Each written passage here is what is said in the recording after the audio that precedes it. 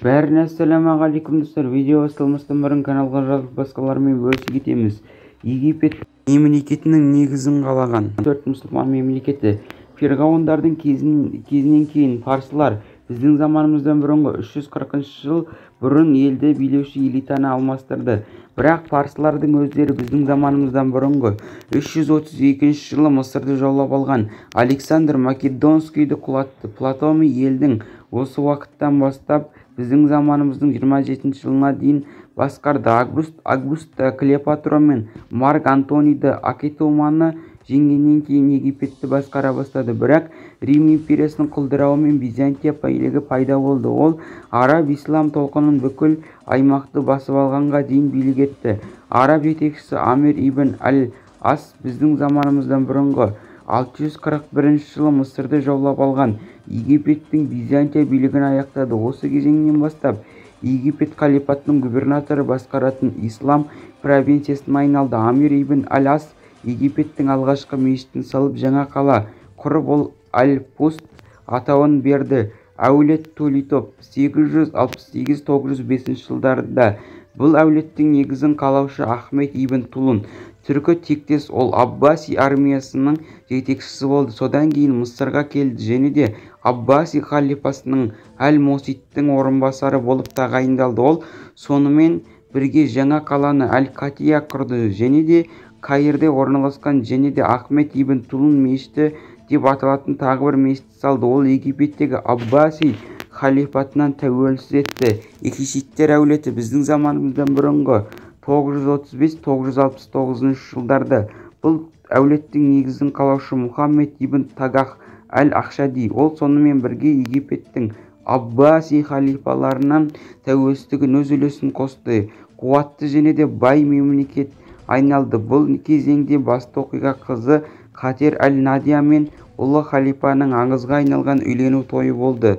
Әулет Фатимиттер 969-1171 жылдардағы Фатима Египеттегі 969 жылдан 1171 жылға дейін басқарған. Солтүстік Африкадан шыққан шиит әулеті. Исламдағы 4-ші әділ халифа Алидің адал ізбасарлары Фатимиттер ислам әлемінің басқару үшін Аббаси әулетімен бәсекелес болды.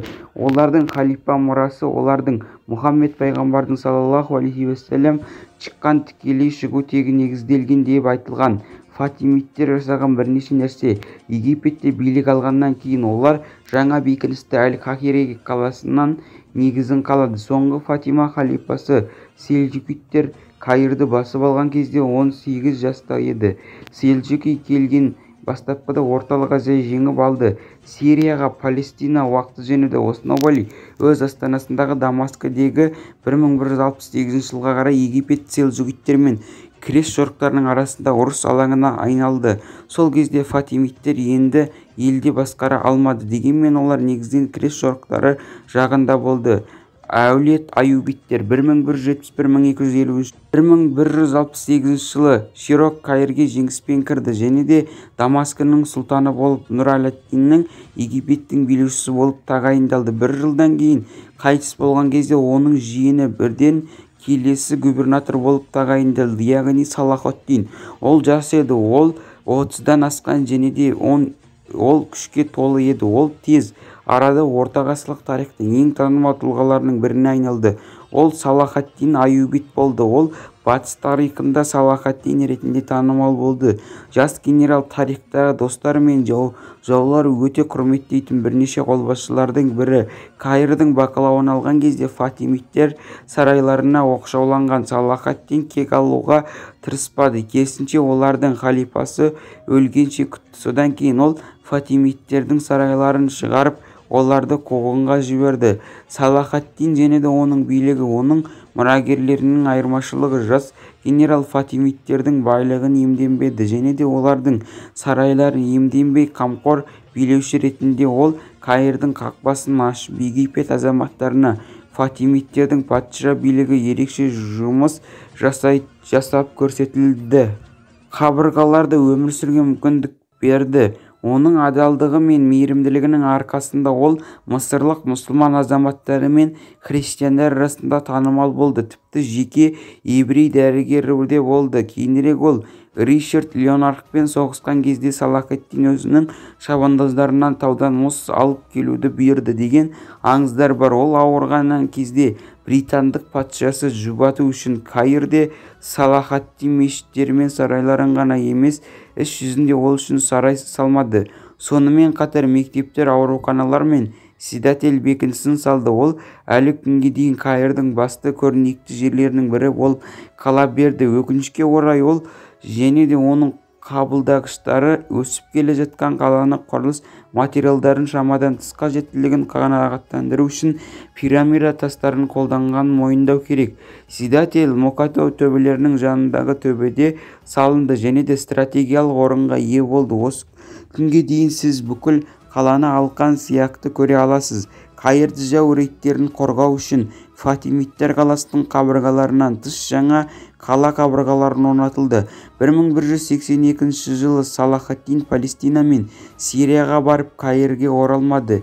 Келесі 10 жыл ішінде ол кресшілермен соғысып, олардың аймақтағы қатысуын кем дегенде уақытша тоқтата алды.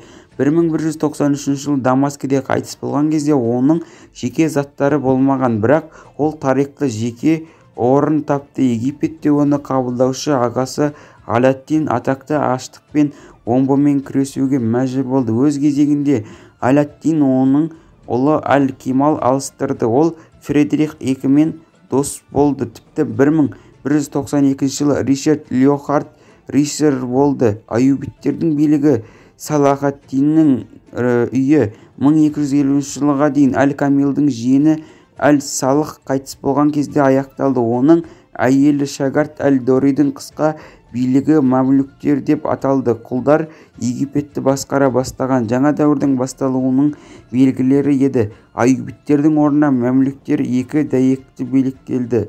Мамлюков мемлекеті 1250-ден 1517 жылдар аралығында Рода аралындағы казармаларда тұратын және де осыған байланысты Бахри Мамлюк, арабша Мамлюк өзені лақап атымен танылған мамлюк құлдары Египет пен Сирияда біздің заманымыздан бұрынғы 250 жылдан 1382 жылға дейін билікті басып алды.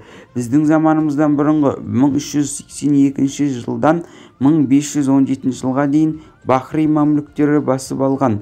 Қатал Черкез мамлюк режимі сонымен бірге Бурак мамлюктері билік ету кезең ретінде белгілі болды.